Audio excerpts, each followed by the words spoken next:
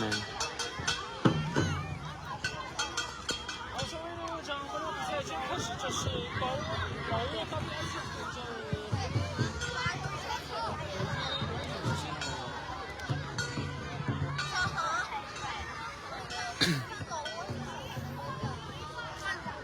ยดีทุกท่านเนาะยินดีต้อนรับเข้าสู่การแข่งขัน Flying Cup อยู่ที่เมืองเทียนจิ้นปักกิ่งประเทศจีนเจ้านัดนี้เป็นนัดของ WIG นะคะรุ่น U11 กับหลงจีนมันบ้างหลงจีนเจ้า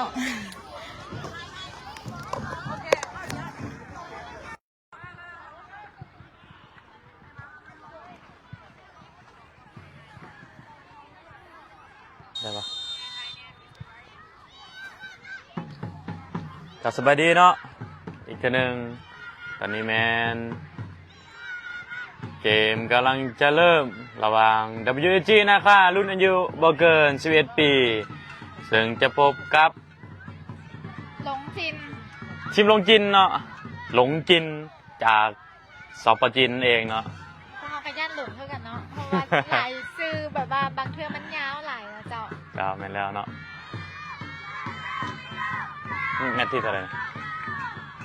แมตช์ของU11ป่ะนั่นคือคอนเนอร์กัน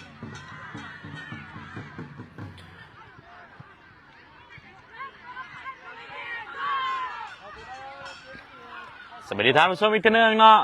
218 คนหรือว่า220 คนนั่นเองเนาะตอนนี้แมนเกมกำลังจะเริ่มระหว่าง WG นะคะพบกับหลงจินเองเนาะมาเบิ่งกันว่า WG รุ่นอายุบ่เกิน11 ปีนี้จะสามารถชนะหลงจินได้บ่บานกรรมการเป่าวีดเริ่มแล้วเป็นบานอยู่ที่เบลเกตแฟงไปที่คิวให้ไปที่ตะวันฝากมาที่เอกบานคิวจับลูกนี้ไปขึ้นไปที่ตะวันอีกขึ้นที่เอกทีหนึ่งแฟงไปที่เบลเกต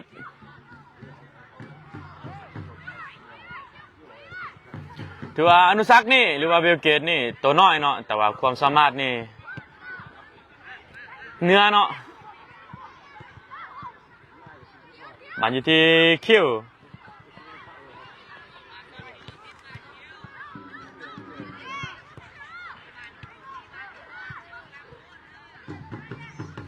มันก็ฝืดนะเอาอย่างก็โอเคเลยละ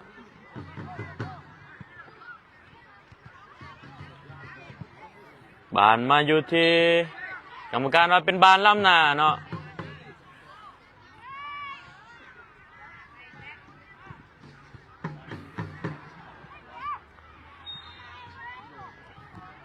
สภาพบรรยากาศตอนนี้แมน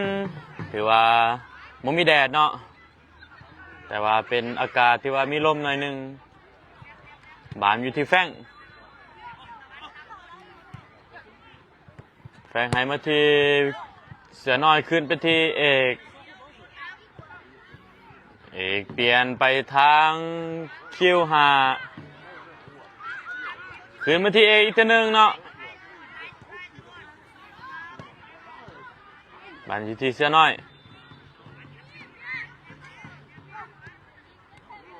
ฝากมาที่แฟงจีไปลูกนี้แฟงซับไปลูกนี้โอ้ถือว่ากรรมการเป็นบานออก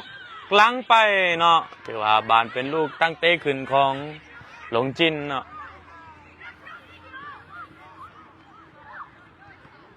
U11ก็เ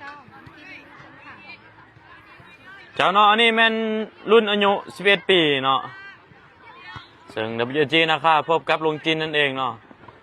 บานอยู่ที่คิวยังทันอยู่คิวหมายเลข12ตบไปลูกนี้โอ้ถือว่ากรรมการว่าบ่เป็นบานเฝ้าเนาะบานถือคูตะสูเคลียร์ขึ้นมาลูกนี้บานอยู่ที่ตะวันให้มาตีแฟงกลับขึ้นไปที่ตะวันอีกทีนึง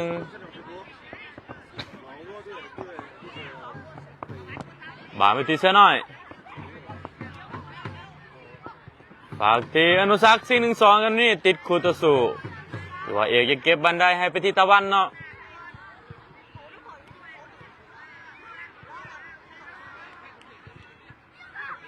บานที่แฟงคนเดียวลูกนี้หายมาที่เสือน้อยแทงตัดนายให้ไปที่คิวหมายเลข12ลูกนี้ยิงเลยนี่โอ้ถือว่าออกข้างไปหลายเติบเนาะสวัสดีอีกครั้งหนึ่งเนาะทานผู้ชม507 508 13คนเนาะที่เข้ามาชมมาเชียร์ขอกดไลค์กดแชร์ไปเจ้าเพื่อเป็นกำลังใจให้น้องๆ WAG นะคะที่มาที่ถึกเซิร์นมาแข่งขันอยู่ที่ซอปจีนนั่นเองเนาะถึกเซิร์นมาป้องกันแชมป์เนาะของรุ่นอายุบ่เกิน11 ปีเพราะว่าปีกายนี้เฮาได้แชมป์ซึ่งเป็นขัดวันชาตินั่นเองเนาะของจีนเนาะ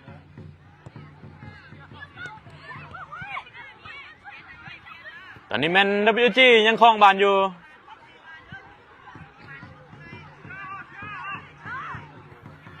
แฝงให้มาทีเสือน้อย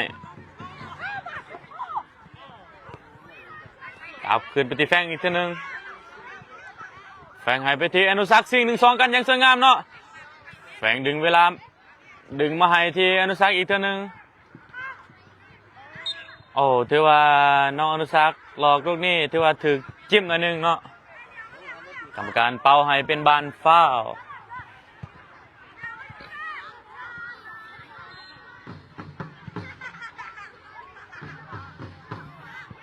มาลุ้นกันว่าน้องอนุสักจะสามารถยิงฟรีคิกลูกนี้ให้เป็นประตูได้บ่เจ้าเนาะขอบใจทุกคอมเมนต์เนาะขอบใจทุกแห่งเสียเนาะที่พวกท่านส่งมาให้น้องๆบ้านยังอยู่ที่อนุสักเป็นคนสังหารลูกฟรีคิกลูกนี้อนุสัก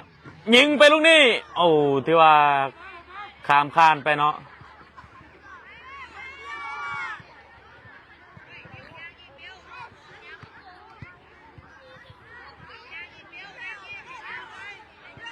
บ้านที่ลงจินยาวขึ้นมาเสือน้อยยังตัดบอลได้บ้านที่ตะวันให้ไปที่คิว5ขึ้นมาที่แฟงให้มาที่เอกแทงให้มาที่คิวหมายเลข12ไหลมาที่แฟงขึ้นแฟงเปลี่ยนไปที่คิว5บันอยู่ที่ตะวันเนาะกลับขึ้นมาที่เอก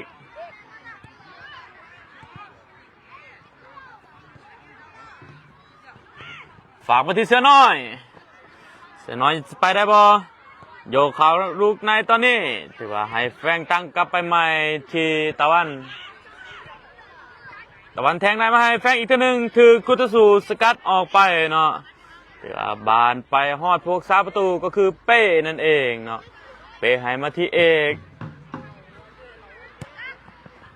เอาถือว่า WG ยังครองบานอยู่เนาะถือว่าลงจินนี่เล่นเกมตั้งหับเพื่อที่จะสวนเนาะ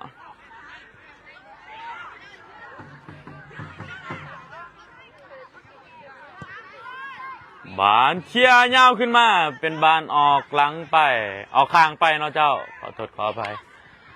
เจ้าเนาะถ้าว่า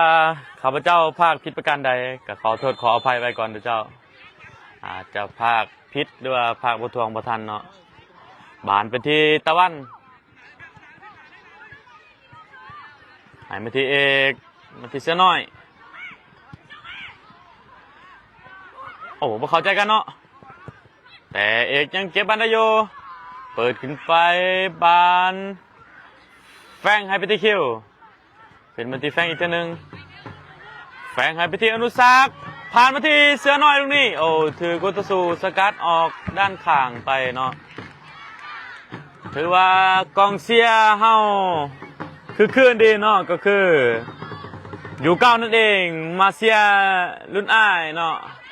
ถือว่าคือคืนเนาะ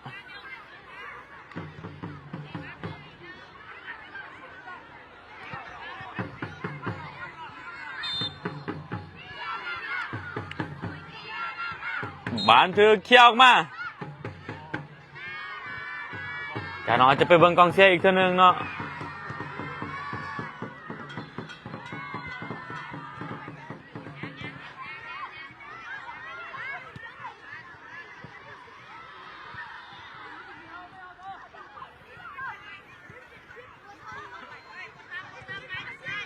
บานอยู่ที่เสือน้อย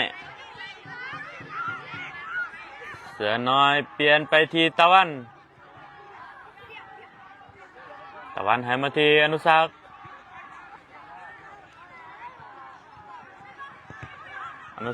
แทงให้มูลูกนี่แต่ว่ายังติดคุตสูเป็นบานออกข้างไปเนาะ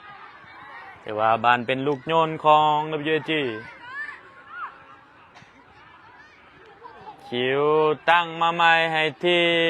เอกเปลี่ยนไปที่ตะวันให้มาที่เบลเกต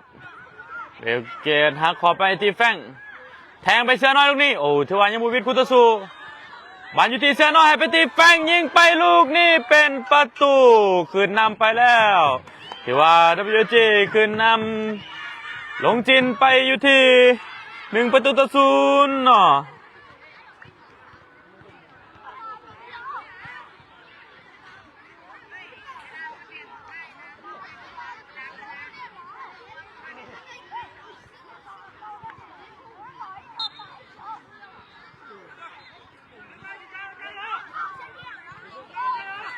ถือว่าเกมในมื้อนี้ตามที่ข้าพเจ้าเบิ่งเนาะก็บ่ได้ที่ว่ากดดันพอปานใดเนาะเพราะว่าเฮาขึ้นนำไปแล้วอยู่ที่1-0บานมันอยู่ที่เป้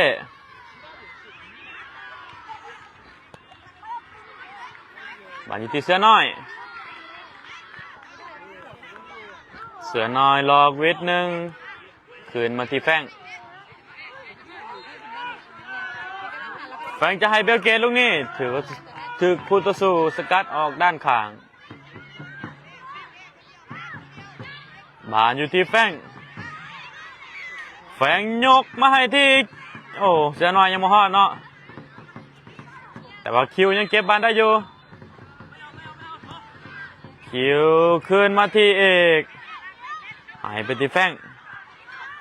งซิง1-2กับเบลเกตบอเบลเกตลองวิทย์ตรงนี้แทงให้มูโอ้แต่ว่ายังไม่เข้าใจกันเนาะ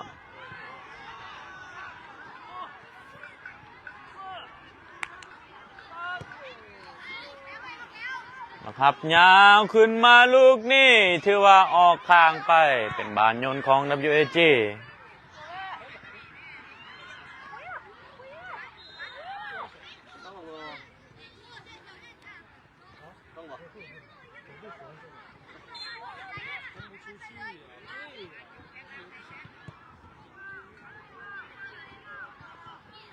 บานมีอยู่ที่แฟง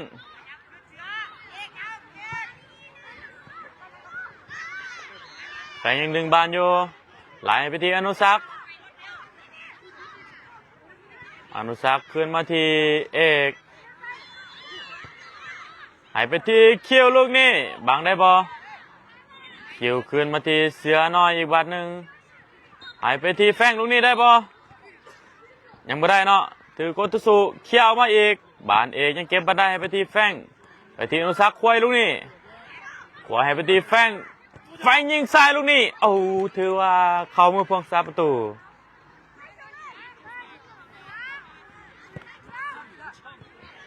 บานคูโตสุหลงจินโยนไปลูกนี้โอ้ถือว่าหมายเลข18เนาะดวลกับคิว5ถือว่าเป็นบานออกข้างบานยนต์ของ WAG บานอยู่ที่ตะวันให้มาที่เอกฝากมันที่เสือน้อยเสร็จไปทีแฟงเปลี่ยนไปทีคิวไฮอีกทีหนึ่งชิง1-2กับเบลเกตลูกนี่ทันบอถือว่าถือกุตสูสกัดออกข้างไปอีกทีหนึ่งเนาะเป็นบานโยนของ WAG หายมาทีเบลเกตโอ้โยกลูกนี่เนาะเปลี่ยนมาทีเอกมันอยู่ที่เสือน้อยอยู่ที่คิว ไปทิศตะวันถือว่า WG ยังเน้นของหวานอยู่เนาะถ้าว่ามีจังหวะจบก็จะจบเนาะยังหาช่องทางที่จะยิงประตูอยู่เนาะเพราะว่าคู่ต่อสู้ลินตั้งหับเบิดเนาะ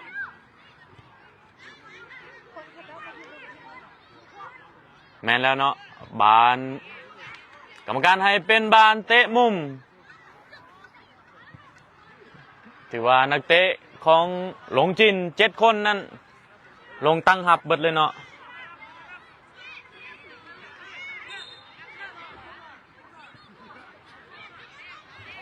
บานคนเนอร์อนุสักเปิดเข้ามาลูกนี่โอ้ถือว่าแฟงได้มงแต่ว่าข้ามข้านไปเนาะ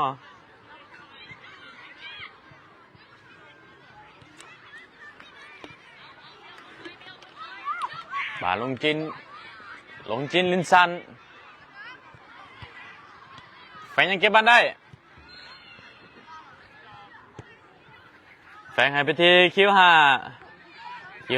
ให้มาที่อนุสัก10ให้ที่แฟงที่เสียน้อยเปลี่ยนไปที่ตะวันอีกตัวหนึ่ง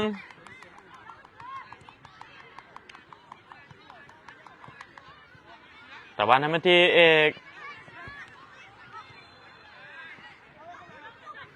แฟงยังเก็บบันไดให้มาที่คิวเนาะถือว่า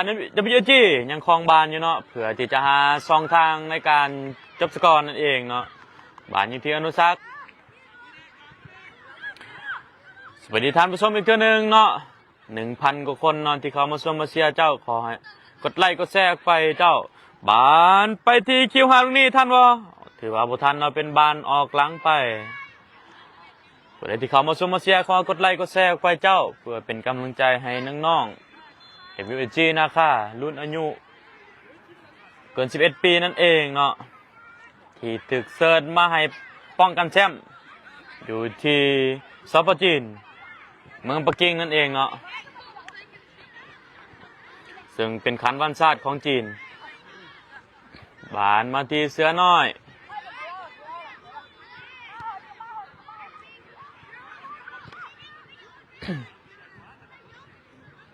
บานที่อนุสักเป็นที่เสือน้อยอีกหนึ่งแทงไปที่คิวลูกนี้โอ้ที่ว่าบังเป็นบานฟ้าวเนาะ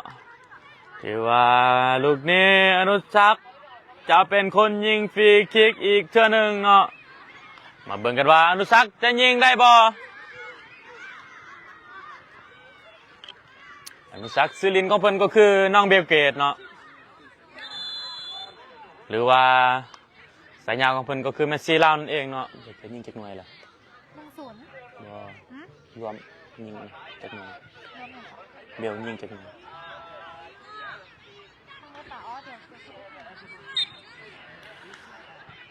เบลเกตแลนด์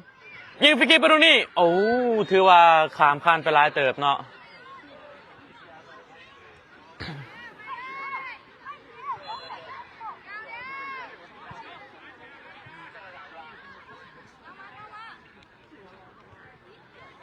สวัสดีท่านผู้ชมอีกทีหนึ่งเนาะ 1,100 คนเนาะตอนนี้แมน WG ขึ้นนำไปแล้วอยู่ที่1-0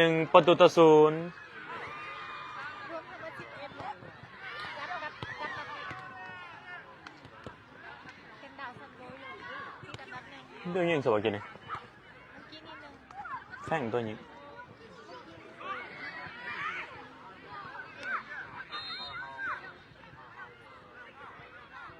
ไปอยู่ที่รักให้เป็นที่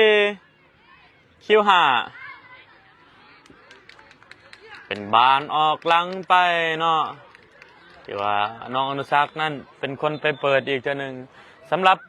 น้องอนุสักนี่เนาะแมนตอนนี้แมนยิงไปแล้วอยู่ที่10 ประตูเนาะถือว่ายังยิงเป็นผู้ที่ว่านำดาวซันโวอยู่เนาะถือว่าเป็นผู้ที่ว่ายิงสูงสุดนั่นเองบานอนุสักเปิดเข้ามาลูกนี้ยิงไปโอ้ถือว่าเขามือพวกซาประตูของซาประตูของ หลงจินนี่ถือว่าสูงใหญ่เนาะแต่ว่ามาเทียบกับนะครับเฮาถือว่า เทียบกันบ่ติดเนาะบานมาทีเสียหน่อยให้ไปทีเอกเปลี่ยนออกไปทีทางตะวัน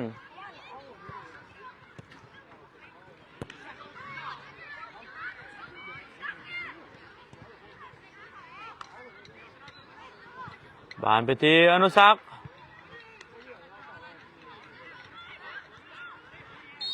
โอ้กรรมการว่าเป็นบานออกหลังออกข้างไปเนาะเจ้าเป็นบานโยนของหลงจิน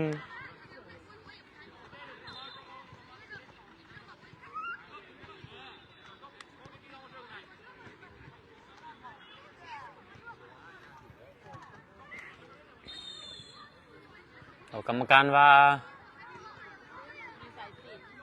มีสายแขนเนาะหรือว่าเขาเอิ้นว่าฝ่ายเนาะฝ่ายผูกแขนนั่นเองเนาะหรือว่ากฎกติกาของเขาเจ้าแมนบ่ให้ใส่แบบนี้ลงเนาะคันจะลงได้ก็ต่อเมื่อมีผ้าล็อกมาเขียนแขนไว้เนาะบามอยู่ที่แฟ้งอยู่ที่เสือน้อยจะไปได้บ่คืนมาที่โอ้ยบานอยู่ที่คูปุตสูเนาะบานอยู่ที่คูตัวสูลูกนี่กระซากไป1-1กับเอกเสือน้อยยังมาซอยได้เนาะบานมาที่อนุสักษ์ให้ไปที่คิ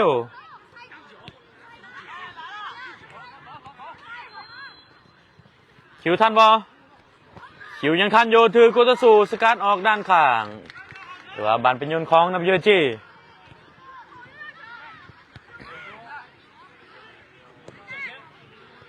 บานคูตัวสูยังทันอยู่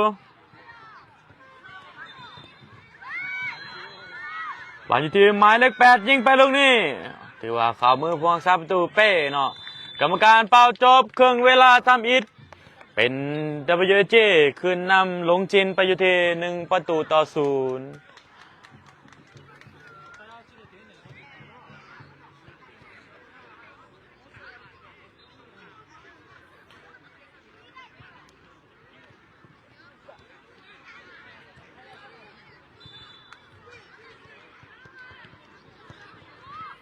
ไปดีท่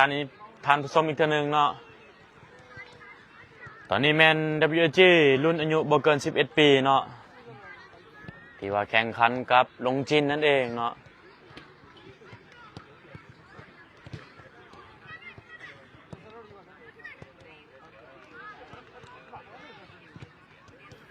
สวัสดีท่านผู้ชมอีกทีหนึ่งเนาะ 1,200 กว่าคนเนาะที่เข้ามาชมมาเชียร์ขอให้กดไลค์กดแชร์ไปเจ้าเพื่อเป็นกำลังใจให้น้องๆ WG นาคาตัวแทนหนึ่งเดียวจากสปปลาวเนาะซึ่งเดินทางมาแข่งขันอยู่ที่สปจีนรวมแล้วแมน2รุ่นเนาะก็คือรุ่น U11 และรุ่น U9 นั่นเองแต่สำหรับรุ่น U11 นั่นแมนถูกเชิญมาให้มาป้องกันแชมป์เนาะเพราะว่า WG รุ่นอายุ11 ปีแมน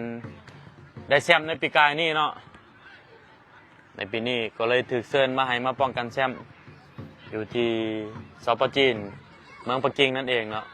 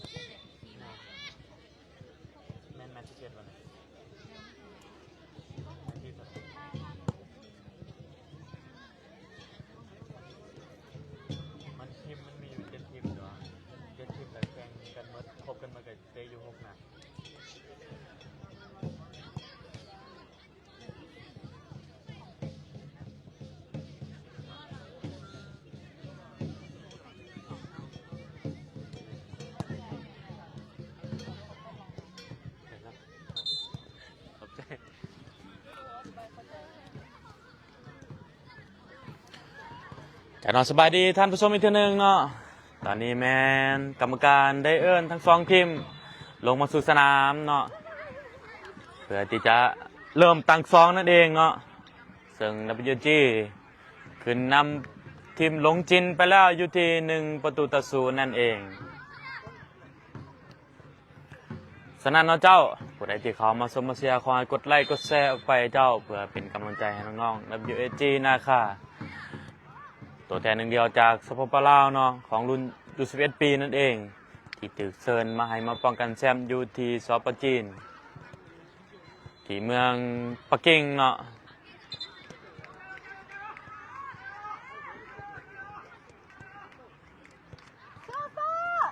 จำไปแล้วเนาะถือว่า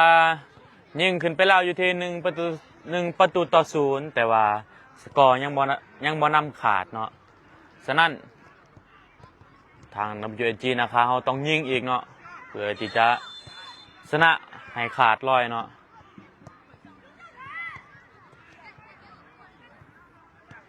ขอบใจเนาะสำหรับคอมเมนต์ต่างๆเนาะเจ้า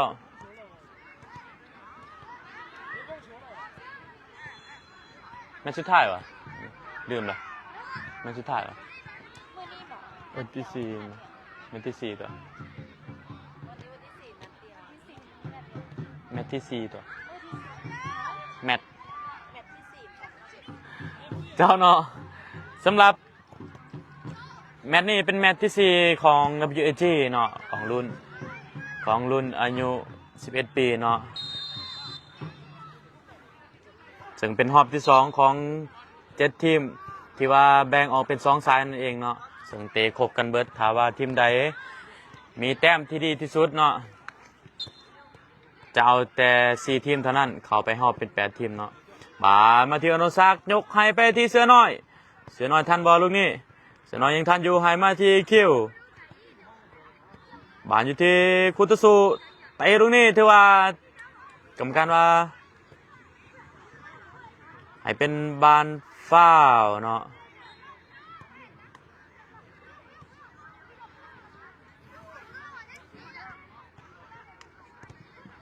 บานอยู่ที่ลงจิน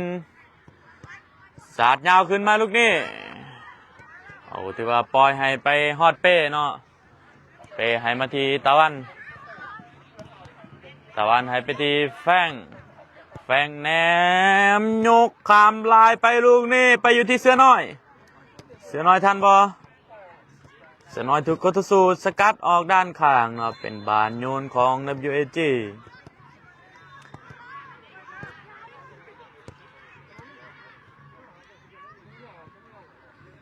เจ้าเนาะสำหรับรายละเอียดเดี๋ยวจะแจ้งเตือนอีกเด้อเจ้า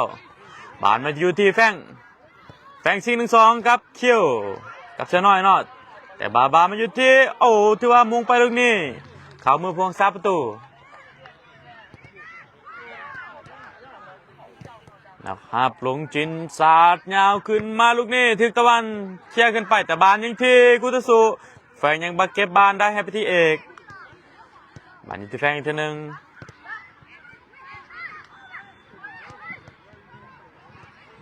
บานไปที่เอก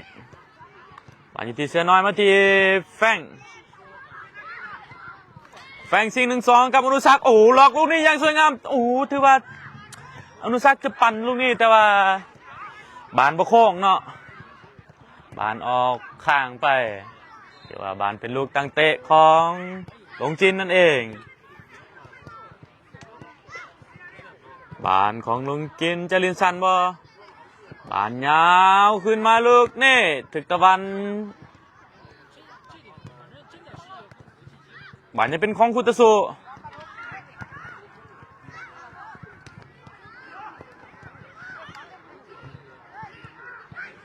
บานอยู่ที่เอกเนาะไปที่เสือน้อยมาที่น้องอนุสักจี้เข้าไปลูกนี่ไหลไปที่เสือน้อย4-1-2กับแฟงได้บ่ยังบ่ได้เนาะแต่ว่าถูกโคตุสุสกัดออกด้านข้างอีกตัวหนึ่งเป็นบานโยนของ WG โดยหมายเลข4ตะวันแฟง10เปลี่ยนทางไปที่เอกบานอยู่ที่อนุสัก นุสักแทงตัดในลูกนี้อย่างสวยงามคิวหมายเลข12ยังทันอยู่คิวกลับไปที่เอกให้มาที่ตะวันถือกุตสูโยนออกมาบอลอยู่ที่แฟงอยู่ที่เสือน้อยไอ้ที่4-1-2กับเสือน้อยยิงไปลูกนี้โอ้กรรมการว่าเป็นบานตั้งเตะเนาะที่ว่ายิงข้ามข้านไป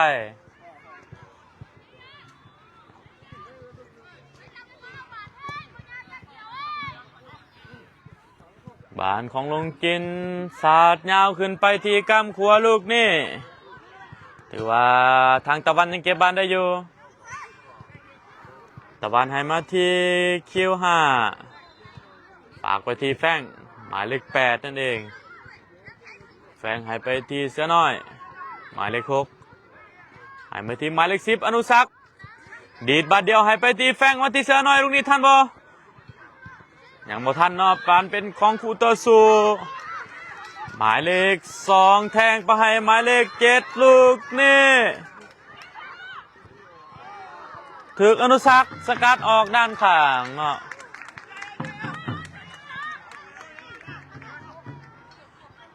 ถือว่าเป็นบานโยนของลงจิน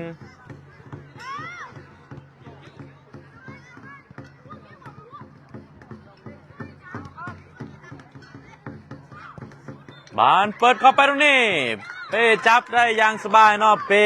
โบกมือให้มูยาวขึ้นไปลูกนี่ถือก็สู้เคลียร์ตรงนี้คิวยังทันบอถือก็สู้ต่ำกุตสู้เนาะที่ว่าออกด้านข้างบานเป็นลูกโยนของเอ็มยูเอจีให้มาที่เสือน้อยมาที่แฟง4-1-2กับอนุสักได้บออนุสักยิงไปลูกนี่โอ้ถือว่าออกข้างไปเนาะ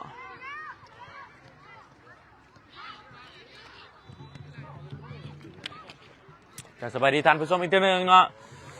900กว่าคนเนาะที่เขามาชมมาเชียร์ขอกดไลค์กดแชร์ออกไปเจ้าเพื่อเป็นกำลังใจให้น้องๆและเป็น UAG นาคานั่นเองเนาะบานยาวขึ้นมาตะวันยังเก็บบานได้ให้ฝากไปที่เป้ให้มาที่คิวให้ไปที่น้องอนุสัก10ไปให้ที่คิวแต่ว่าถือว่าสู้อนุสักอีกทีหนึ่งโอ้สีดานเธอตรงนี้สวยงามเนาะแต่ว่าถือกุตุสูเตะเอาเนาะ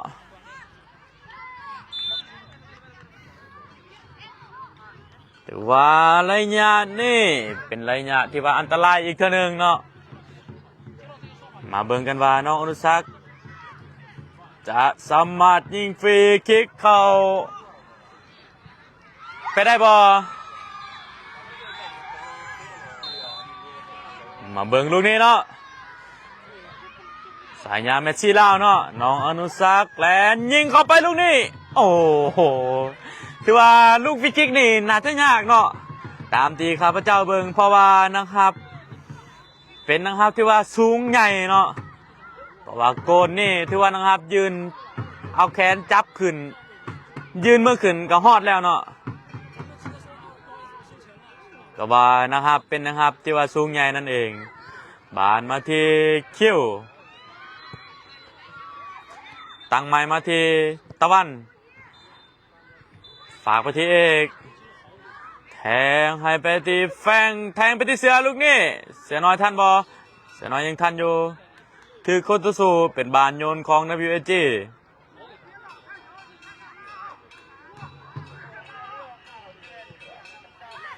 บานยิงที่น้องอนุสักขึ้นมาที่ตะวัน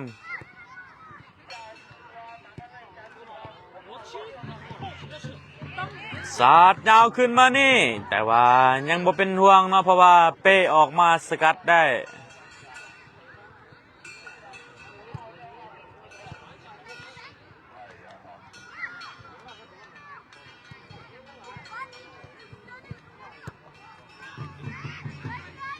บานอยู่ที่แฟงแทงไปที่คิวลูกนี้ยิงไปโอ้ถือว่า นะครับยังซอยได้อยู่เนาะ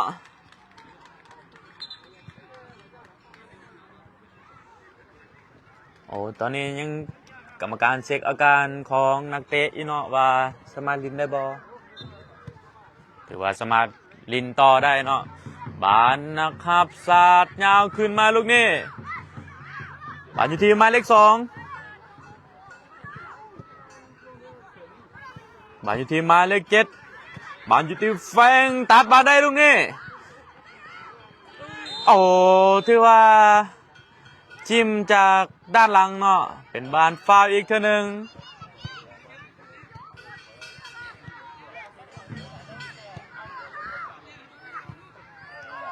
มาเบิ่งลูกนี้เนาะเบิ่งกันอีกเท่านึงเนาะว่าน้องอนุสักษ์จะสามารถยิงฟรีคิกเข้าได้บ่ลูกนี้ถือว่าเป็นระยะที่ว่าใกล้กว่าเก่าเนาะถือว่าเมสซี่ลาวเนาะจะสามารถยิงฟรีคิกลูกนี้ได้บ่นะครับสร้างกำแพงเป็น4คนเนาะว่ายับอีกหน่อยนึงยับอีกหน่อยนึงบานน้องอนุสักษ์ยิงมาลูกนี้โอ้ยถือว่าออกข้างไปเนาะยังบ่เป็นประตูอีกเนาะแต่ว่า WG ยังขึ้นนำไปอยู่ที่1-0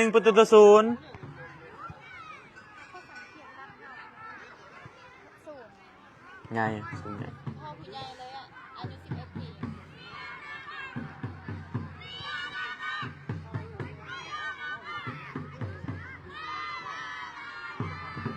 บานอยู่ที่ตะวันหายมาที่แฟงไปที่เอกไปที่คิวหมายเลข12กลับขึ้นมาที่แฟง4-1-2กับอนุสักษ์ลูกนี้โอ้แต่ว่าถือกุตสูญาติได้บานอยู่ที่ตะวันบานอยู่ที่หมายเลข2น้องอนุสักษ์จะญาติบานได้บ่โอ้ที่ว่าลูกนี้กรรมการให้เป็นบัตรเหลืองเนาะน้องอนุสักษ์ไปเตะเอาลูกนี้บ่ถือบ้านเนาะแต่ว่าไปถือกุตสูนั่นเองเนาะที่ว่าได้บัตรเหลืองที่ว่าน้องอนุสักษ์ได้ขอโทษหมู่แล้วเนาะ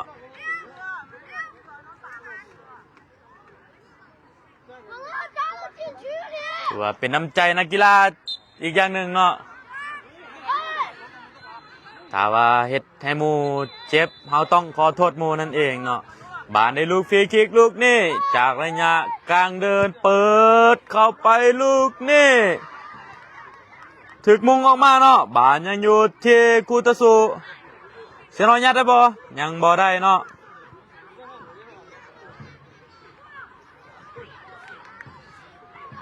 โอ้ถือว่ายังไปได้เปิดเข้ามาตรงนี้เขี้ยวเคลียร์ขึ้นไป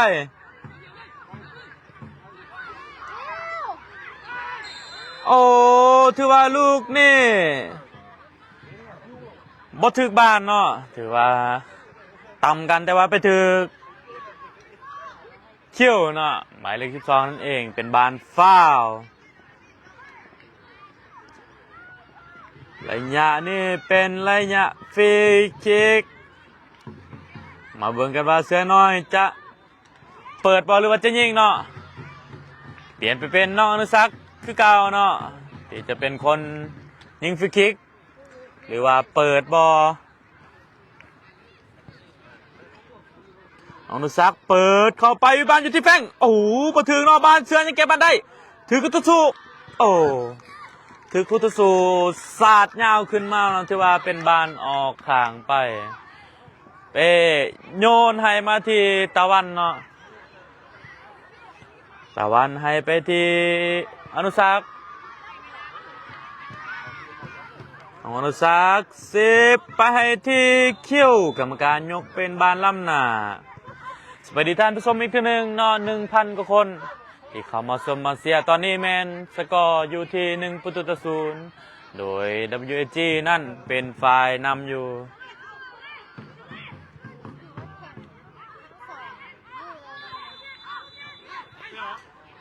บานอยู่ที่อนุสักษ์ใส่ก้อยไปให้ที่คิวแต่ยังบ่ทันเนาะบานอยู่ที่อนุสักษ์อีกทีหนึ่ง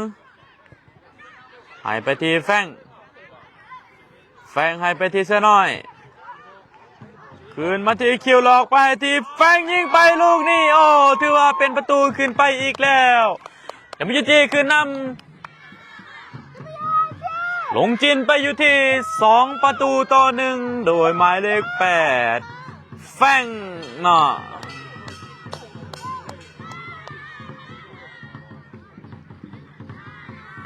จะไปเบิ่งกองเชียร์เนาะโอ้มิดแล้วเนาะเมื่อกี้นี่ยังตีกองเชียร์รุ่นอ้ายอยู่บานยิงไกลลูกนี่ข้ามข้านไป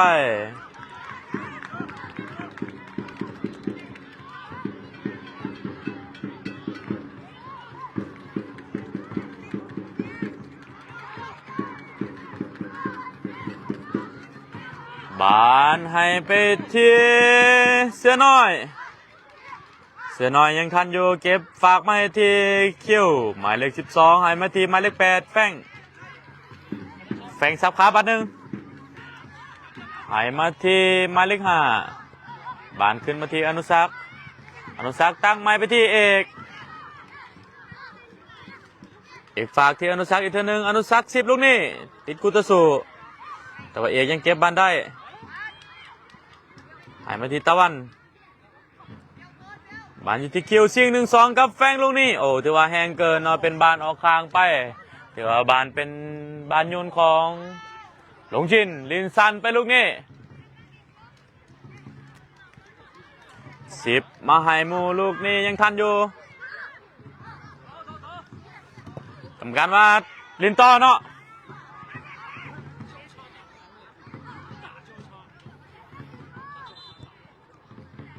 คิวยังเก็บบานได้อยู่คิวหมายเลข12ไหลมาให้น้องอนุสักโจกหลอกบานหนึ่งยิงบ่ยังบ่ยิงเนาะคิวยังญาติบานได้ให้มาทีคิวฝากไปทีน้องอนุสักดึงลูกนี้โอ้3 คน 4 คนลุ่มโอ้กรรมการว่าบ่เป็นบานเฝ้าให้ลินต่อเนาะแต่ว่าแทงมาให้ที่หมายเลขแต่ว่าเอกยังได้เนาะให้ไปที่เป้ไปที่เสือน้อยถือว่าหาโอกาสยิงยากเนาะเจ้าเพราะว่าคู่ต่อสู้นี่เวลาอนุสักได้บานแล้วแม่นภูมิ3ภูมิ4เนาะบานที่คิวหมายเลข12แทงมาที่อนุสักแต่ว่าบานกายหลังไปเนาะแฟงจะญาติบานได้บ่ทำการว่าเป็นบานฝ้าว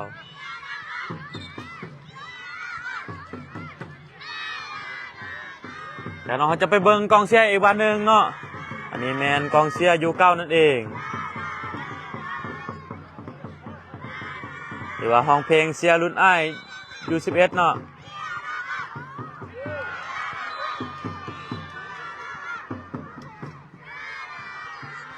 ครับเขามาเบิ่งเกมอีกเทื่อนึงเนาะเจ้า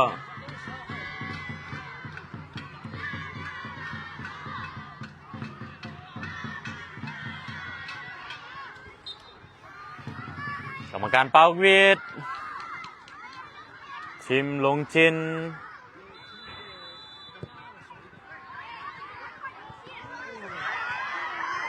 โอ้ถือว่าเป้ออกมาจับยังบ่ได้เนาะ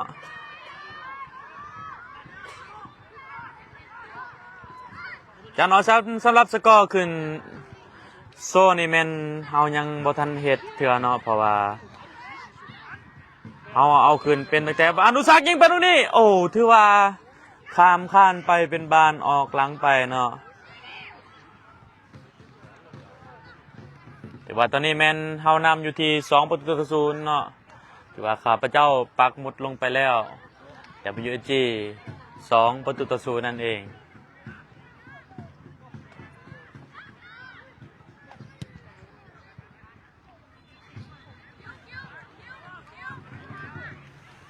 บานลงจินยาวขึ้นมาลูกนี่เอกยังเก็บบานได้บานอยู่ที่คิวเปลี่ยนไปที่เสือน้อ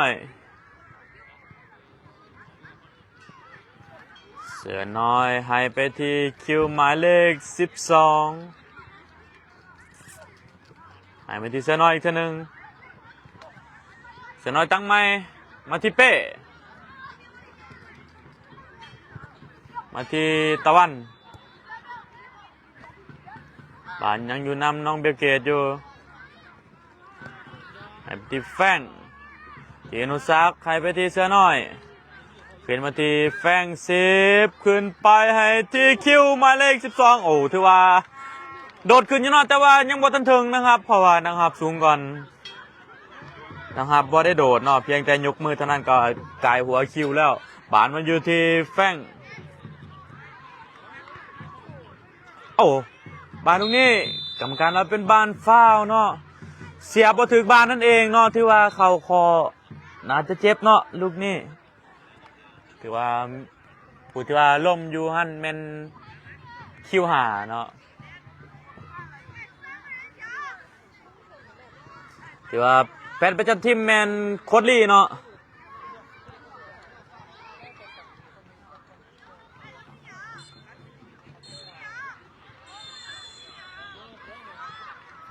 เจ้าเนาะขอบใจสำหรับทุกคอมเมนต์เจ้า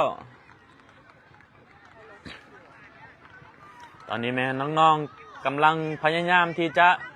ยิงอีกเนาะ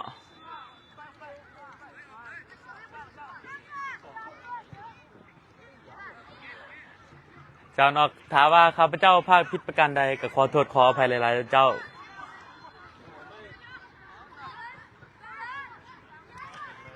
ตอนนี้แมนรับยูเอจีขึ้นนำหลงจินไปอยู่ที่2-0เนาะบานอยู่ที่น้องอนุสักลูกนี่แม็กซี่ลาวเนาะเปิดเข้าไปลูกนี่โอ้ถือว่าถือกุตสูดีลูกนี่ถือว่าโอ้กรรมการเป่าเบิดเวลาไปเป็นที่เรียบร้อยเนาะถือว่า WAG เอาชนะลงจินไปอยู่ที่2-0นั่นเองถือว่าWAG มีการเปลี่ยนตัวผู้เล่นเนาะเมื่อกี้นี่ข้าพเจ้าบ่ได้พากเนาะเอาสายฟ้ากับเอาเปาลงมาแต่ว่าบ่ได้ถือบ้านเนาะเวลาเบิดก่อนซ้ำ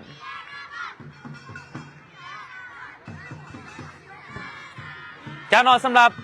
การแข่งขันในมื้อนี้แมนจบลงไปแล้วเนาะกับยูจีรุ่นอายุบ่เกิน11 ปีนี่ชนะลงจินไปอยู่ที่2-0นั่นเองฉะนั้นเราจะ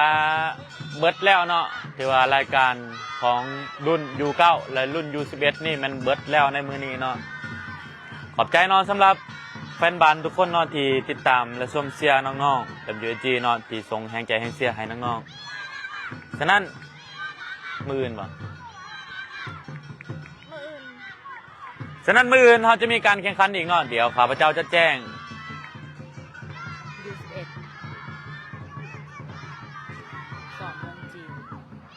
เจ้าเนาะสำหรับรุ่นอายุ11 ปีสำหรับมืออื่นเนาะแมนแข่งขันเวลาอยู่ที่12:35เป็นเวลาจีนเนาะแต่ว่าเป็นเวลาลาวก็คือ11:35นั่นเองเนาะฉะนั้นฝากส้มฝากแชร์อีกทีหนึ่งเด้อเจ้า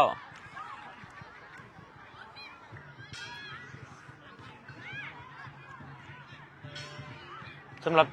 รุ่นU11ป่ะตัวนี้แล้วกันนี้วะดูเก้าเลยเจ้าเนาะสำหรับรุ่นU11นี่แมนมีอยู่2 แมตช์ในมืออื่นเนาะจะเป็นตอนข้าพเจ้าจะว่ามุงลาวเนาะจะเป็นตอน11:35นั่นเองเนาะมุงลาวแล้วก็เป็นแมตช์ที่2ก็คือ5:05 นาทีเนาะเป็นมุงลาวเนาะเพราะว่าอยู่นี่ไวก่อนก็คือเป็น6:05 นาทีนั่นเองฉะนั้นเนาะฝากชมฝากเชียร์อีกทีนึงเจ้าสำหรับรุ่นอายุบ่เกิน11 ปีนั่นเอง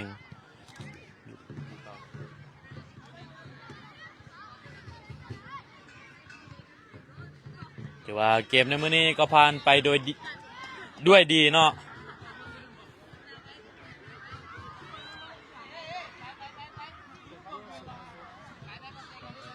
เจ้าเนาะตอนนี้แม่น้องๆกำลังย่างมาเพื่อที่จะขอบใจกองเชียร์นั่นเองเนาะ เพื่อที่จะขอบใจกองเชียร์ทางบ้านเนาะ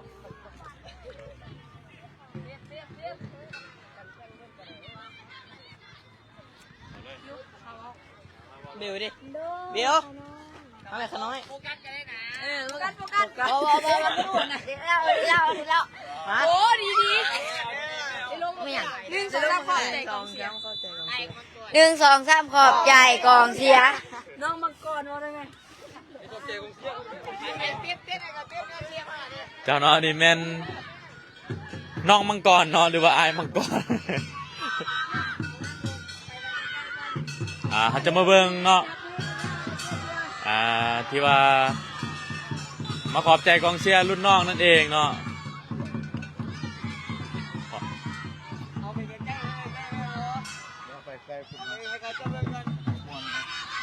จากน้องจะมาเบิ่งบรรยากาศเนาะที่ว่า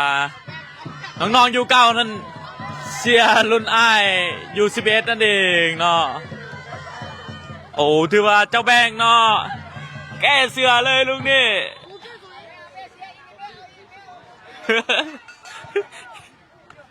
หยุดไปแล้วเนาะจีนี่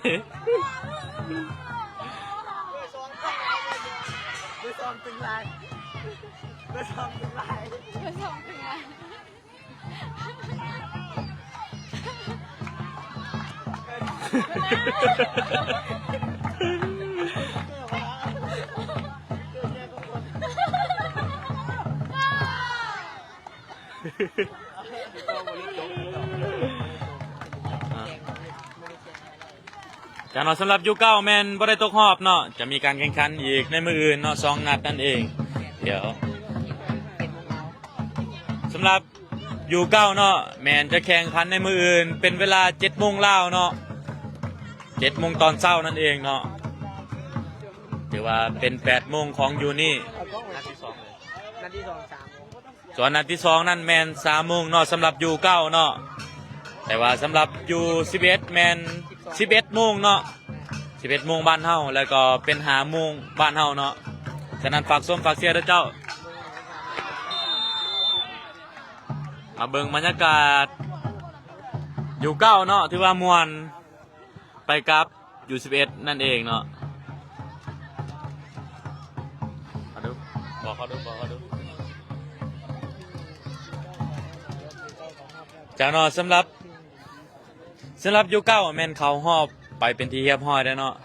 แต่ว่าจะเป็นที่1หรือว่าที่2นั่นก็ต้องรุ่นอีกทีนึงเนาะ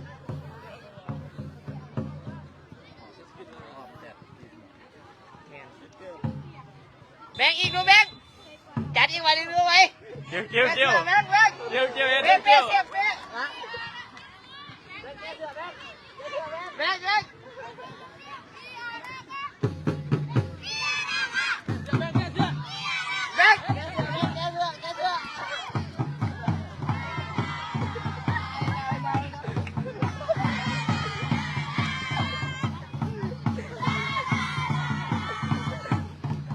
ว่าอยู่เก้านี่ม่วนอย่างเดียวเนาะ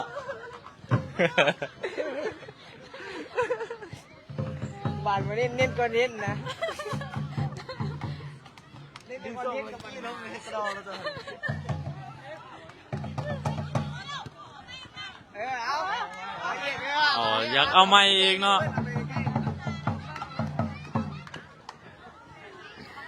มาเมรุไอ้กับมันเต้นน้ำเงินในแม่ตัวระวังพี่เป็นมานากันพี่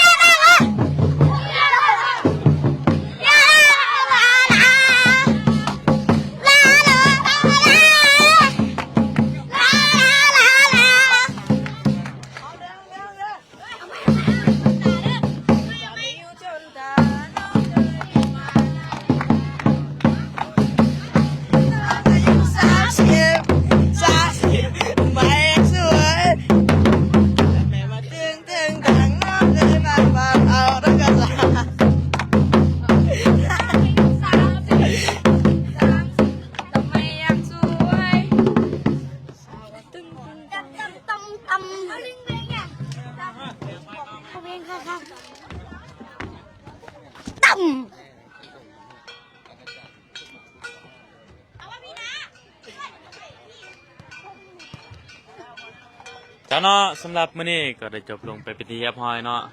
ถือว่าอาจจะเบิ่งบรรยากาศเนาะที่ว่าคนหลายเนาะแต่ละทีมมาแข่งขันเนาะเราถ่ายแข่งขัน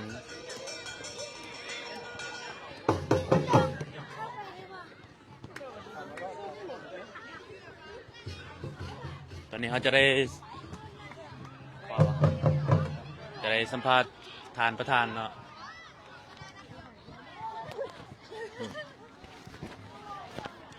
สบายดีสบายดีอีกเทื่อนึง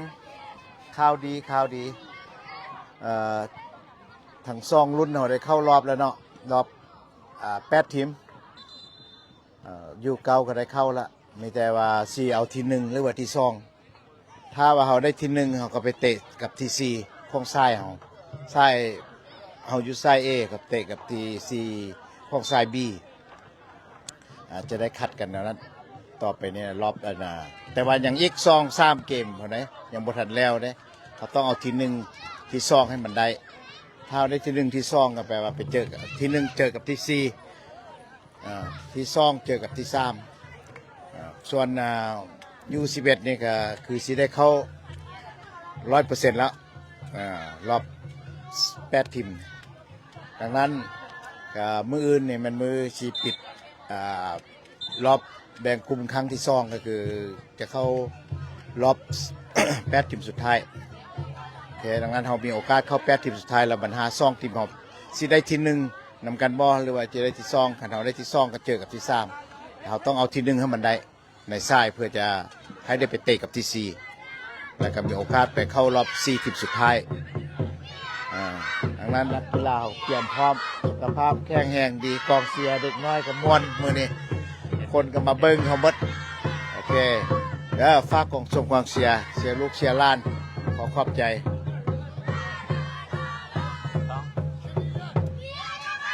จ้าเนาะขอบใจทานประธานเวียงชัยวิริกุลเนาะตอนนี้เราจะได้สัมภาษณ์ต่อก็คือสัมภาษณ์ทานสอนวิไลเสียวงศ์เนาะหัวหน้าผู้ฝึกของ WAG นะคะ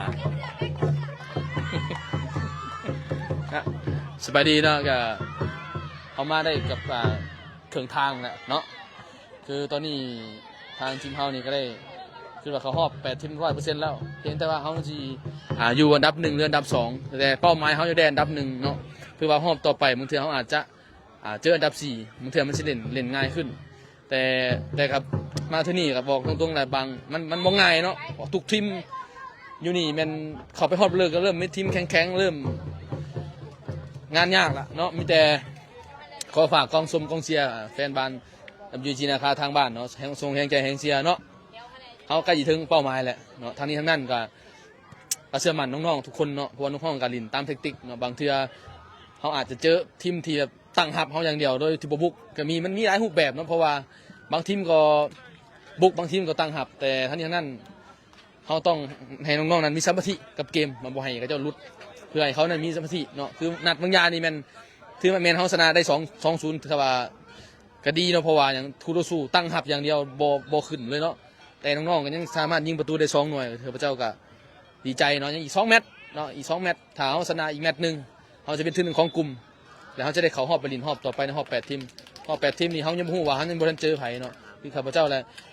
เจอไผเขาก็ต้องลินตามเทคนิคเพราะว่าเขาให้เกียรติคูโรซูบอกว่าเป็นคูโรซูออนคูโรซูแข็งทุกๆทีมก็ล้วนแต่มีความแข็งแกร่งทั้งนั้นฉะนั้นแล้วทางที่ดีเขาบ่ประมาทเนาะลินแบบหัดกลุ่มตามระบบของเขาสุดท้ายนี่เนาะกับบ่มีหยังขอฝากแฟนบ้าน WG ส่งแรงใจแรงเชียร์เพราะว่าแรงใจแรงเชียร์ของพวกท่านเป็นหมากผลอันแห่งกล้าที่เฮ็ดให้น้องนั้นจะประสบสำเร็จในต่อหน้ามาฮอดมื้อนี้ข้าพเจ้ากับบ่มีหยังนอกจากคำว่าสบายดี จ้าเนาะขอบใจเนาะทานสอนวิไลเสียวงศ์เนาะตอนนี้แม่นเวลาเขา ตอนนี้เราสัมภาษณ์ผู้วันคืนเนาะเพราะว่า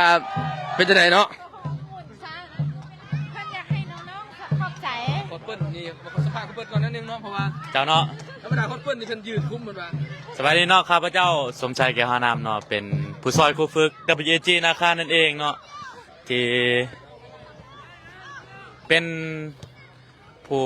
บรรยายในเกมเนาะหรือว่าเป็นนักพากย์นั่นเองเนาะที่ว่าข้าพเจ้าพากย์ผิดประการใดก็ขอโทษขออภัยหลายๆเด้อเจ้า ที่ว่าส่วนตัวเนาะข้าพเจ้าก็ดีใจเนาะที่ว่าน้องๆเฮ็ดได้ทั้งสองรุ่นเนาะแต่ว่าเราจะสืบต่อเนาะให้กำลังใจน้องๆก็ฝากถึงแฟนบอลทุกท่านเนาะให้กำลังใจน้องๆอีกเทื่อหนึงเนาะเพื่อที่ว่าน้องๆทั้งสองทีมนี้ทั้งสองรุ่นนี้เนาะบอกว่าจะเป็นรุ่น U11 และรุ่น U9 นั่นเองให้สู้เนาะเพื่อที่จะเอาแซมกลับไปฝากประชาชนลาวนำกันเนาะขอบใจเจ้า ถามมาว่าโคตรเปิ้ลมื้อใดสิเอาเมียเนาะ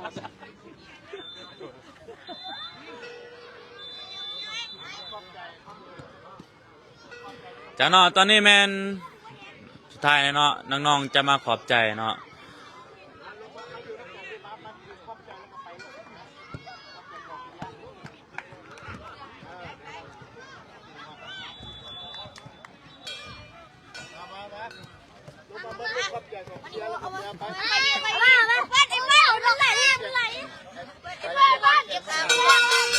เอาแบ่งบ่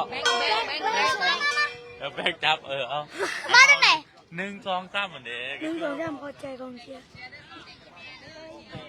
บอกเลยบอกเลย1 2 3ขอบใจกองเชียร์อีเมทางบ้าน